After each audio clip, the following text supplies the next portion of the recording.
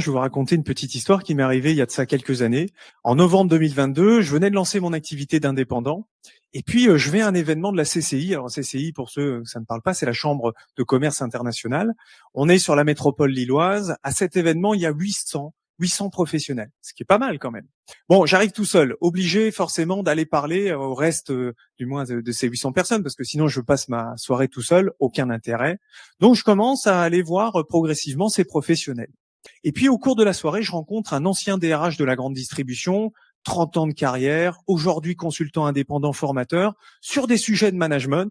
Et puis on commence à échanger, il me dit, Monsieur Conin, qu'est-ce que vous faites dans la vie? Je lui dis, voilà, moi je suis consultant indépendant, je viens de me lancer, mon objectif est d'accompagner les entreprises sur des sujets de management. Et puis là, naturellement, il me regarde un peu hostile, en m'expliquant que clairement, j'ai aucune crédibilité, je suis beaucoup trop jeune, finalement que lui, avec sa carrière, il en a bien plus finalement sur les épaulettes, et donc beaucoup plus de crédibilité. Et là, on arrive dans une sorte de moi j'ai fait ci, moi j'ai fait ça, mais moi j'ai travaillé là, oui, mais moi j'ai déjà fait ça, ah mais moi j'ai déjà un client, moi j'ai fait ci. Bref, finalement, on passe une bonne quinzaine de minutes à parler pour rien, et à parler pour rien, finalement. Alors je précise, c'était pas moi, mais Non, il y a une vraie différence d'âge.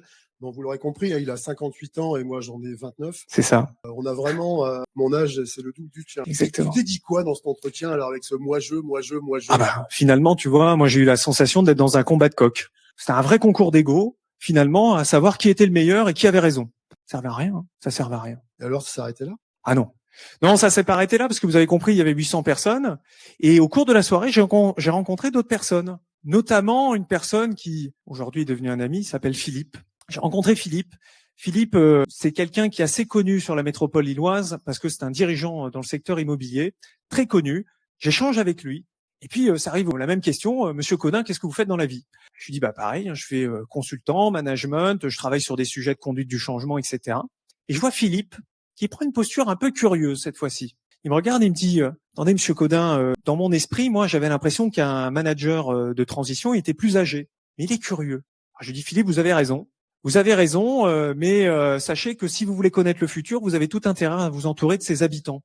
En l'occurrence, les jeunes. Je te préviens, moi, si tu m'avais dit ça, je me serais vexé quand même. Ah bon? Philippe, il s'est pas vexé. Philippe, il a compris qu'on était dans une ouverture d'esprit. Et Philippe, ce qu'il a décidé de faire, c'est créer des ponts. Philippe, que vous retrouvez sur cette photo, il est là, juste à gauche. Philippe, aujourd'hui, c'est un ami. Philippe, il a voulu finalement savoir plus sur moi. Il m'a invité au sein du Rotary, c'est un service club, hein, d'accord, qui mène en place des actions. Il m'a fait faire une conférence. Et ce jour-là, il y avait Joël, qui était là au bout de la table. Et Joël, finalement, c'est ce qui m'a permis d'échanger avec lui et de le rencontrer.